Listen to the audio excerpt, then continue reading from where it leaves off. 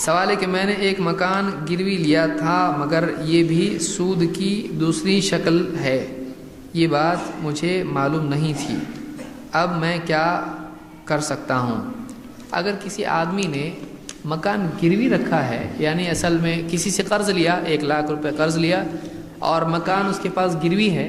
جب یہ 1,00,000 دے گا تو مکان ملے گا، اگر ایسا کچھ کیا ہے تو یہ حرام نہیں ہے،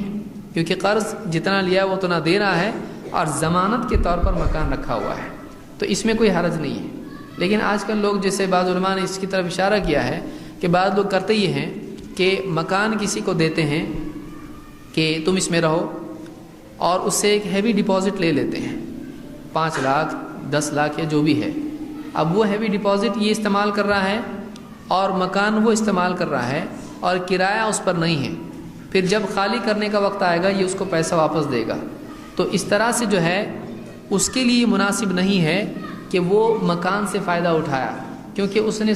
پیسہ قرض میں دیا ہے 1,00,000 یا 10,00,000 یا جتنا بھی جس نے قرض دیا ہے، اس قرض کی بنیاد پر اس مکان سے جو فائدہ اٹھا رہا ہے وہ اس مال پر قرض پر استفادہ ہوا، اور یہ سود کی شکل ہے۔ تو جو گھر میں رہ رہا ہے وہ سود لے رہا ہے، تو یہ مناسب نہیں ہے۔ تو اگر صرف گروی رکھا ہے تو جتنا پیسہ لیا اتنا اگر دیتا ہے تو اس میں کوئی حرج نہیں ہے، لیکن اس طرح سے دیا ہے کہ تم مکان استعمال کرو اور میں پیسہ استعمال کرتا ہوں، تو یہ سود کی شکل ہوتی ہے۔ اب اگر معلوم ہے تو کیا کرے؟ اب اس کے لیے جو بھی حل نکلتا ہے کرے، علماء سے بات کرے کہ گھر خالی کرنا ہے یا پیسہ لینا ہے یا کیا کرنا ہے، جتنا آسانی سے ہو سکتا ہے اللہ اس کو آسان کرے، اس کو جو بھی طریقہ اپنا سکتا ہے وہ کرے۔ اگر کرایہ دیتا ہے، اگر ایسی صورت ہے وہ کرایہ مقرر کر لے کہ اتنا کرایہ ہر مہینہ میں دوں گا اور یہ ڈپازٹ آپ رکھو، تو اب مسئلہ حل ہو جائے گا۔ کرایہ اگر وہ دیتا ہے تو